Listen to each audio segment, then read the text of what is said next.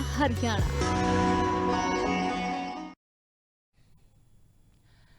नमस्कार, स्वागत है आपका। मैं आपके साथ सुतेश नैन मोर। बुलेटिन की शुरुआत करेंगे बड़ी खबर के साथ। आज मुख्यमंत्री नायब सिंह सैनी दिल्ली दौरे पर रहेंगे। यमुना जल परियोजना पर बैठक में मुख्यमंत्री शामिल होंगे। केंद्रीय मंत्री सीआर पाटिल भी इस बैठक में शामिल हो रहे हैं। राजस्थान के मुख्यमंत्री भजनलाल शर्मा भी इस बैठक में शामिल होंगे।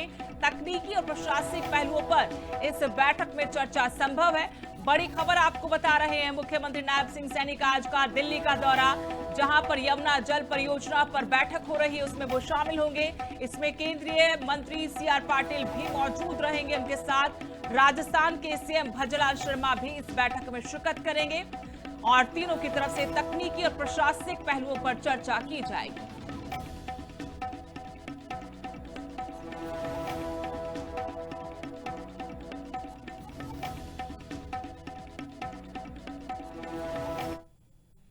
और कल हरियाणा कैबिनेट की बड़ी बैठक हुई, जिसमें कई बड़े फैसले लिए गए। 15 में से 14 एजेंडे कल की कैबिनेट की बैठक में पास हुए। टीचर ट्रांसफर पॉलिसी को मंजूरी मिली। आयु अनुभव का 25% वेटेज वर्किंग कपल को मैरिट अंक 5 से बढ़कर 10 करने का प्रस्ताव। दयाल योजना में संशोधन को भी मंजूरी दी गई। नई ईवी बस और ट्रक की खरीद पर टैक्स में छूट। नर्सरियों से बेचे जाने वाली पौध पर क्यूआर कोड लगेगा। सीएम सैनी ने प्रेस वार्ता कर इस बारे में जानकारी दी। मेरी विकसित विधानसभा कार्यक्रम शुरू किया गया है, मुख्यमंत्री की तरफ से इस बारे में जानकारी दी गई।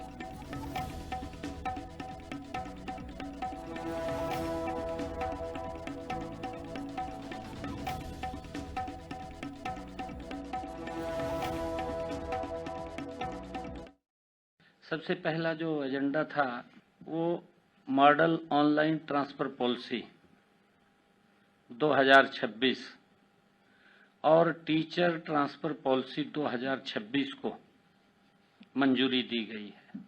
ये नीतियां पंजाब और हरियाणा हाई कोर्ट की टिप्पणियों और अलग अलग स्टेक होल्डर से मिले फीडबैक पर विचार करने के बाद बनाई गई है।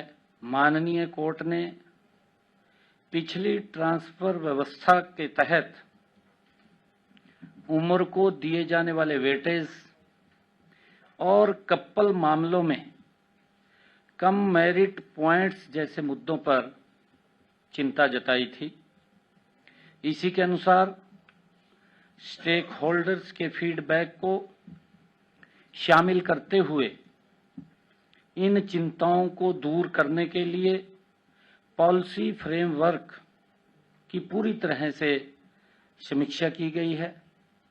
नई नीतियों के तहत ट्रांसफर के लिए कर्मचारियों की रैंकिंग एक नए 120 पॉइंट वाले कंपोजिट स्कोरिंग फ्रेमवर्क से तय की जाएगी। और आईडीएफसी एयू बैंक स्कैम में बड़ा एक्शन देखने को मिला। सीबीआई की तरफ से आईएएस अधिकारी पंकज अग्रवाल को गिरफ्तार कर लिया है। सीबीआई को करीब 60 करोड़ के गबन के सबूत मिले हैं। सरकारी फंड के गलत इस्तेमाल के मामले में बड़ी गिरफ्तारी हुई है पंकज अग्रवाल के रूप में। नियमों के खिलाफ खाते खोले गए। पंकज अग्रवाल को आज कोर्ट में पेश किया जाएगा।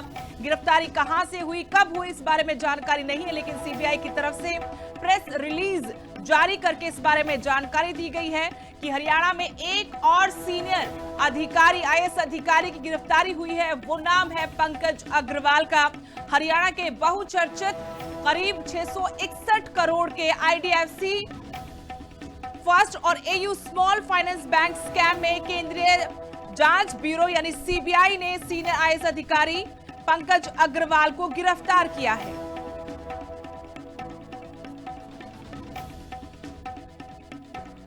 और जानकारी के साथ मेरे सहयोगी सहज इस वक्त जुड़े हैं। सहज, क्या पूरी जानकारी है? एक बड़े अधिकारी हैं पंकज अग्रवाल, जिनकी आईडीएफसी बैंक घोटाला मामले में गिरफ्तारी हुई। गिरफ्तारी को लेकर क्या और जानकारी है? तो बिल्कुल अगर बात करें तो सुदेश इसी सीबीआई दफ्तर में जो है उन्हें ले जाया गया है और कुछ ही देर में यहां से उन्हें कोर्ट में पेश करने के लिए रिमांड पर ले जाया जाएगा। रिमांड के लिए जो है कोर्ट में पेश किया जाएगा। तो इसी से रास्ते से जो उन्हें लेके जाएंगे पंचकुला कोर्ट में, जो जानकारी मिल रही है पंचकुला में जो सीबीआई कोर्ट है वहां उन्हें ले जाया जाएगा और वहीं पर जो है कोर्ट में पेश करके जो भी मामले की जांच अब तक सीबीआई द्वारा की गई है उसको लेकर कोर्ट में रिपोर्ट जो पेश की जाएगी। और जो मामला सामने आ रहा है कि उस समय जिस समय घोटाले की बात की जा रही है उस समय जो पंकज अग्रवाल हैं वह खुद प्रिंसिपल सेक्रेटरी थे एजुकेशन डिपार्टमेंट के और उस समय में जो इनके डिपार्टमेंट से 60 करोड़ रुपए की जो करीब रकम बताई जा रही है उसके घोटाले के बात को लेकर जो इन्हें आज गिरफ्तार किया गया। हालांकि कुछ दिन पहले सुदेश हमने खबर चलाई थी कि एक बड़ी जो है इनके घर पे रेड पड़ी है और उसी दौरान जो है गिरफ्तारी की अफवाह फैली थी, लेकिन तभी गिरफ्तारी जो नहीं हुई थी, रेड की पुष्टि सीबीआई द्वारा नहीं की गई थी। लेकिन आज जो गिरफ्तारी हुई है उसको लेकर जरूर जो है पुष्टि है वो प्रेस नोट रिलीज करके सीबीआई द्वारा की गई है। जी बिल्कुल सहज, अपने आप में एक बहुत बड़ा मामला है और पंकज अग्रवाल का कद हम लोग जानते हैं कि कितना बड़ा कद था। इससे पहले एक और आईएएस अधिकारी की गिरफ्तारी, अब पंकज अग्रवाल की गिरफ्तारी। क्या कुछ और भी बड़े अधिकारी शिकंजे में आ सकते हैं? बिल्कुल, जो अब तक जानकारी ये मिली है कि 6 अधिकारियों को जो है सीबीआई पहले ही जांच में शामिल कर चुकी है। जैसे आपने पहले बताया कि पहले एक आईएएस अधिकारी की गिरफ्तारी हो चुकी है जो कि आरके सिंघा और 80 करोड़ के करीब का जो उनके डिपार्टमेंट का गबन है जो बताया गया था। और अब ये जो मामला सामने आया इस डिपार्टमेंट में 60 करोड़ का गबन का मामला, तो टोटल जो है 600 कुछ करोड़ के जो मामले की जानकारी जो है सीबीआई द्वारा दी गई थी कि इसको लेकर जो मामले की जाँच चल रही है। तो कई अधिकारियों को पुलिस सीबीआई द्वारा जांच में शामिल भी किया जा चुका है और कईयों को गिरफ्तार भी जो है किया जा चुका है। तो आने वाले समय में और भी कई लोग जो है इसमें शामिल किया जा सकता है जांच में और कईयों को गिरफ्तारी भी जो है आने वाले समय में संभव है। जी शुक्रिया सहज तमाम जानकारी के लिए। तो सीबीआई के हेडक्वार्टर से हमारे सहयोगी जानकारी दे दें कि यहीं पर पंकज अग्रवाल को रखा गया इस गिरफ्तारी के बाद और कुछ देर बाद सीबीआई की टीम उनको पंचकुला सीबीआई कोर्ट लेकर पहुंचेगी और वहां तथ्यों के साथ रिमांड की डिमांड की जाएगी। इसके बाद जांच आगे बढ़ाई जाएगी। बड़ा मामला अपने आप में है।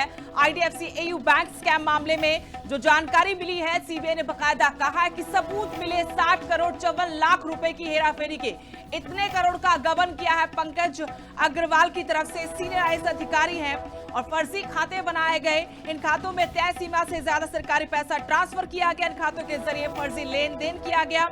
इसी के जरिए सरकारी धन का दुरुपयोग पंकज अग्रवाल की तरफ से हुआ है। पहले ही खबरें चली थी कि उनके सरकारी आवास सेक्टर 19 चंडीगढ़ में रेड हुई है, लेकिन उस दिन कोई आधिकारिक पुष्टि रेड की नहीं हुई। लेकिन अब उनकी गिरफ्तारी पर मुहर लग चुकी है। बकायदा सीबीआई की तरफ से प्रेस रिलीज जारी कर यह जानकारी दी गई कि पंकज अग्रवाल को सरकारी पैसे के दुरुपयोग के आरोपों में गिरफ्तार किया गया है। इस मामले में सीबीआई की तरफ से 17 लोगों को चार्जशीट में शामिल किया गया है।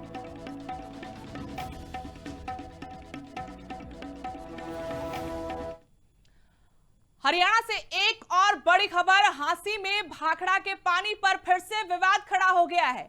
पुलिस ने लाठीचार्ज किया। देर रात आंसू गैस छोड़ी। टी पॉइंट उखाड़कर अधिकारी अपने साथ ले गए।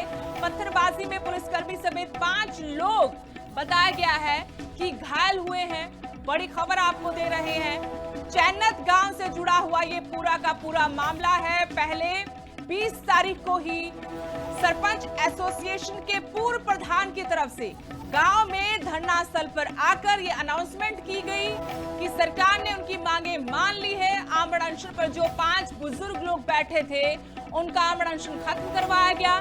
टी लगाई गई, लेकिन उसके बाद कल देर रात की तस्वीरें आपको दिखा रहे हैं। भारी प्रशासनिक अमले के साथ यहां से टी को उखाड़ा गया और जैसे प्रशासनिक अधिकारियों के यहां पहुंचने की खबर मिली उसी के साथ पूरा का पूरा गांव मौके पर पहुंच गया। उन्होंने विरोध किया और इसके बावजूद प्रशासन, क्योंकि डीसी एसपी दोनों ही मौके पर मौजूद थे, उन्होंने इसको टी को यहां से हटवाया। चैनत गांव में डीसी राहुल नरवाल और एसपी विनोद कुमार की मौजूदगी में प्रशासन ने रात करीब 1:30 बजे जेसीबी और हाइड्रा की मदद से टी पॉइंट को वहां से हटा दिया। और इस बात से गांव वाले गुस्सा गए।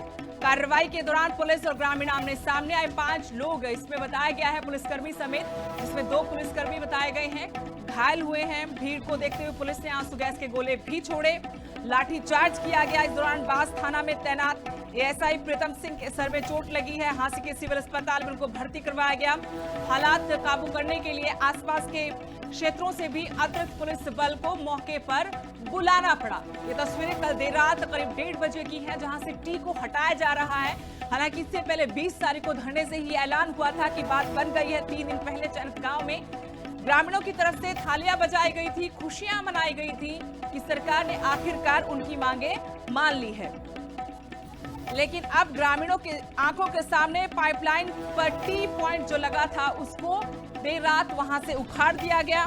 तस्वीरें देर रात की आपको दिखा रहे हैं। 20 तारीख को सरपंच एसोसिएशन के जो पूर्व प्रधान थे सोमेश कुमार सरकार के प्रतिनिधि के रूप में धरने पर पहुंचे थे। उन्होंने बकायदा कहा कि मांगे मान ली गई है। साथ ही दावा किया टी पॉइंट का काम उसी दिन शुरू हो चुका है और इसे पाइपलाइन से जोड़ दिया जाएगा। इसके बाद धरनास्थल पर इसकी घोषणा भी हुई बकायदा, और अपने हाथों से उन्होंने 5 बुजुर्गों को जूस पिलाकर उनका आमरण अनशन भी खत्म करवाया। लेकिन ये देर रात की तस्वीरें हैं चैनत हांसी का ये गांव चैनत, जहां पर देर रात पुलिस प्रशासन मौके पर पहुंचा।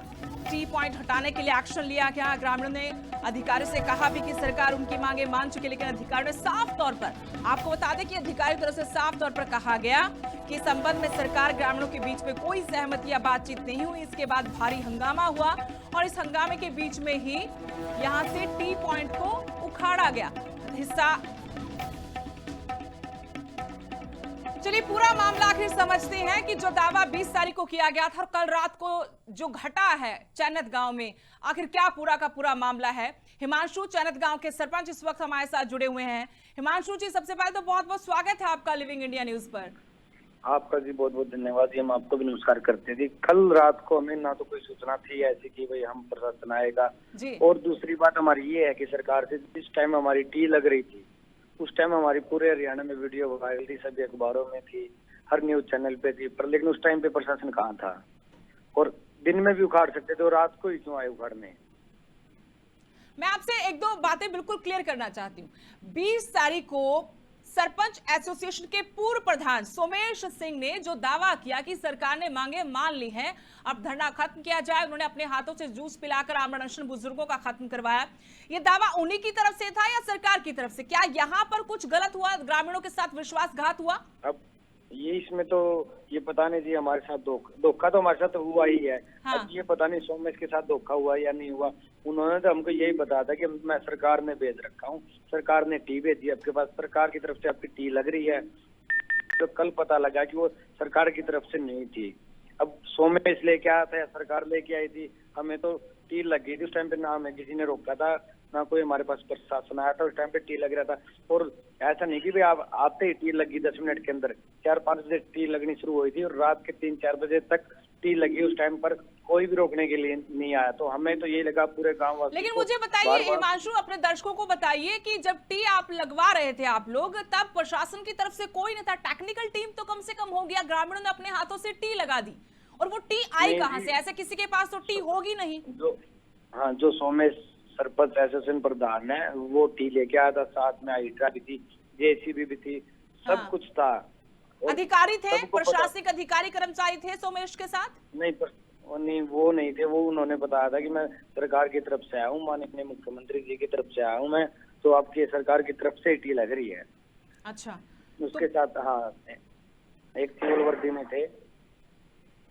तो यहाँ कुछ गड़बड़ झाला मुझे नजर आता है कि जब प्रशासनिक अधिकारी नहीं थे, कर्मचारी नहीं थे, सोमेश किसकी बिना पर? क्या आप लोगों की कल रात की घटना के बाद उनसे बातचीत हुई है? हाँ, उनसे बातचीत हुई है हमारी। वो बोल रहा है कि मैं आपके धरने पे आ रहा हूँ और मैं खुद आपके साथ अनशन पे बैठूंगा, तो मेरे साथ भी धोखा हुआ है और आपके साथ भी धोखा हुआ है। अब आगे क्या एक्शन होगा फिर आप लोगों की तरफ से? प्रशासन ने तो 2-2 कह दिया, डीसीपी वहीं थे, एसपी भी वहीं थे आप लोगों के सामने कि सरकार के और कमेटी के बीच में कोई समझौता हुआ ही नहीं, कोई सहमति बनी ही नहीं थी। हमने बातचीत की थी उस टाइम पे, हमने यही बताया था कि आप रात के क्यों आए हो, हम सुबह बातचीत कर लेंगे इस मैटर के ऊपर, पर लेकिन हमारी उस टाइम पे किसी ने नहीं सुनी और रात को हमारे ऊपर आंसू गैस के गोले छोड़े गए, लाठी चार्ज किया गया। तो रात को चैनत गांव के ऊपर अत्याचार हुआ है और हमने सुबह की कॉल दे दी पूरे हरियाणा को। पूरे हरियाणा चैनत गांव के साथ खड़ा हो और सभी से मिलकर हम आगे का डिसीजन लेंगे, आगे का फैसला लेंगे। यानी धरना प्रदर्शन चलेगा, साथ में आमरण अनशन भी फिर से होगा? हाँ बिल्कुल जी, दोबारा से होगा और उसके अंदर प्रॉपर तरीके से होगा। आमरण अनशन बिल्कुल होगा जी। तो आप लोगों को अधिकारी ने बताया क्यों नहीं कि आप लोग दिन में आते बातचीत करते, आप देर रात इस तरीके से एक्शन क्यों ले रहे हैं? हमने बोला था अधिकारियों की आप दिन में आ जाना, दिन में बातचीत कर लेना, और हमें तो ये लगा था कि हम वहाँ पे टी पे जाएंगे और हमारी कमेटी से पहले बातचीत करेंगे, पर लेकिन उन्होंने कमेटी के साथ पहले बातचीत नहीं की। जी बहुत बहुत शुक्रिया हिमांशु, हमसे बातचीत करने के लिए। चैनत गांव के सरपंच हिमांशु, उन्होंने कहा कि जो सोमेश सिंह है वो धरने पर आए थे 20 तारीख को, और धरने पर उन्होंने कहा कि सरकार की तरफ से मुझे भेजा गया है और टी वहीं लगेगी जहां ग्रामीण चाहते हैं, जहां प्रदर्शनकारी आंदोलनकारी चाहते हैं, लेकिन उससे पहले आप आमरण अनशन खत्म करवाएं। अपने हाथों से जूस पिलाया 5 आमरण अनशन पर बैठे बुजुर्गों को, और उसके बाद ऐलान किया कि आमरण अनशन खत्म हो गया, टी लगी। ग्रामीणों ने धरना जारी रखने का फैसला किया था, लेकिन जो दावा किया था वो दावा झूठा निकला। ग्रामीणों की तरफ से कहा गया कि दावा झूठा था। अब कौन झूठ सच है ये बाद में तय होगा, लेकिन सोमेश ने आकर जरूर कहा था कि सरकार की तरफ से मुझे भेजा गया है। देर रात जो एक्शन हुआ उसकी तस्वीरें हम लगातार आपको दिखा रहे हैं। डीसी एसपी खुद भारी प्रशासनिक अमले पुलिस बल के साथ मौके पर पहुंचे थे और टी को वहां से उखाड़कर अपने साथ ले गए। जब ग्रामीणों की तरफ से विरोध हुआ तो आंसू गैस के गोले छोड़े गए। 5 लोग घायल हुए, जिसमें 2 पुलिसकर्मी भी शामिल हैं।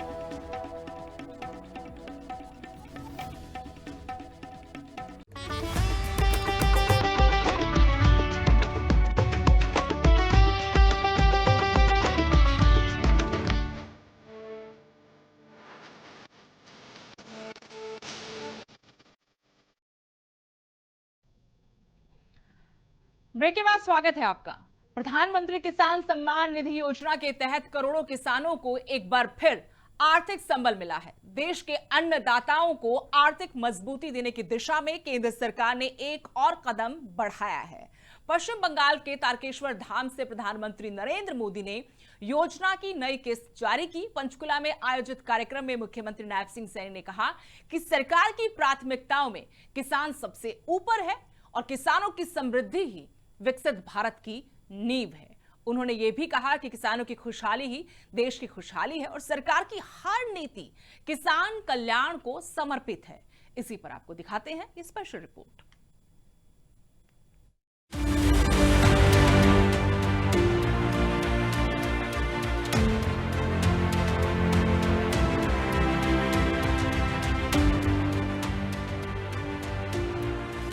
देश के अन्नदाताओं को आर्थिक मजबूती देने की दिशा में केंद्र सरकार ने एक और महत्वपूर्ण कदम उठाया है। पीएम किसान सम्मान निधि योजना के तहत करोड़ों किसानों के खातों में एक बार फिर से सम्मान राशि सीधे हस्तांतरित की गई है। पश्चिम बंगाल के तारकेश्वर धाम से पीएम मोदी ने योजना की 23वीं किस्त जारी की, जिससे देश भर के किसानों को बड़ा आर्थिक संबल मिला है। इस अवसर पर किसानों में उत्साह और संतोष का माहौल देखने को मिला।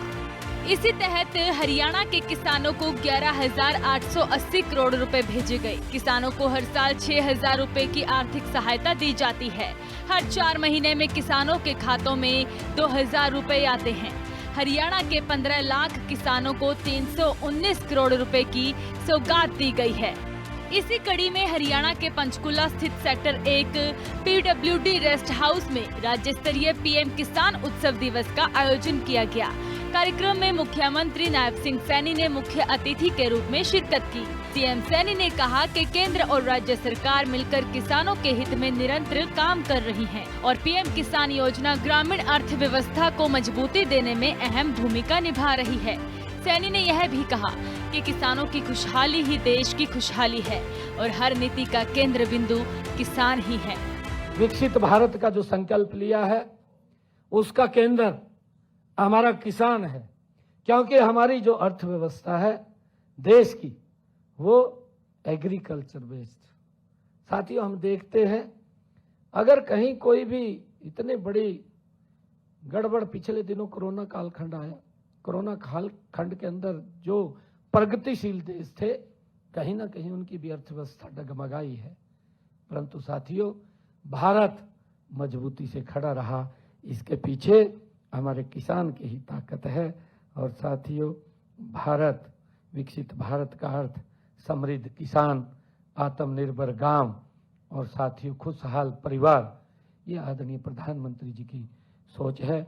अभी आदरणीय प्रधानमंत्री जी हमारे बीच में जुड़ने वाले हैं। हम सब आदरणीय प्रधानमंत्री जी के उस वक्तव्य को सुनेंगे। और मैं आप लोगों को कहना चाहता हूं कि अभी हमारे श्याम सिंह राणा जी ने भी साथियों इसके ऊपर जोर दिया। प्रधानमंत्री जी ने प्राकृतिक खेती को लेकर के बजट प्रस्तुत किया है। मुख्यमंत्री नायब सिंह सैनी ने यह भी कहा कि एक समय था जब किसान सरकारी दफ्तरों के चक्कर लगाता था, परंतु आज तकनीक व्यवस्था बदल चुकी है। अब किसान को सम्मान के लिए किसी के सामने हाथ नहीं फैलाना पड़ता, उसका अधिकार सीधे उसके खाते में पहुंचता है। एक समय था जब किसान सरकारी दफ्तरों के साथियों चक्कर लगाता था। हम सब जानते हैं तकनीकी ने व्यवस्था को बदल दिया है और साथियों अब किसान को सम्मान के लिए किसी के सामने हाथ नहीं फैलाना पड़ता है। ये आदरणीय नरेंद्र मोदी जी की दूरगामी सोच है। साथियों, मोदी जी मानते हैं कि खेतों में बहाया गया पसीना, साथियों किसान का पसीना राष्ट्र की समृद्धि की एक मजबूत नींव है। ये आदरणीय प्रधानमंत्री जी मानते हैं। साथियों, और उस अन्नदाता का कल्याण सुनिश्चित करना ये सरकार का अटल संकल्प है। साथियों, मुझे खुशी है कि प्रधानमंत्री जी का जीवन स्वयं हम सब के लिए एक प्रेरणा है। हम सब देखते हैं एक साधारण परिवार में जन्मा एक बालक साथियों देश का सबसे लोकप्रिय और दुनिया का सबसे उच्च कोटि का साथियों राजनायक, लंबे समय तक जो सेवा करने वाला प्रधानमंत्री बना है। अगर हम आजाद भारत के बाद देखें कि अगर आजाद भारत के बाद सबसे ज्यादा लंबे समय तक भारत की सेवा अगर किसी ने की है तो नरेंद्र मोदी जी ने साथियों बिना रुके, बिना थके, नॉन स्टॉप भारत के लोगों की सेवा कर रहे हैं। उल्लेखनीय है कि प्रधानमंत्री किसान सम्मान निधि योजना के तहत पात्र किसानों को प्रतिवर्ष 6,000 रुपए की वित्तीय सहायता 3 समान किश्तों में सीधे उनके बैंक खातों में प्रदान की जाती है। 23वीं किश्त जारी होने से देश भर के करोड़ों किसानों को लाभ मिला है।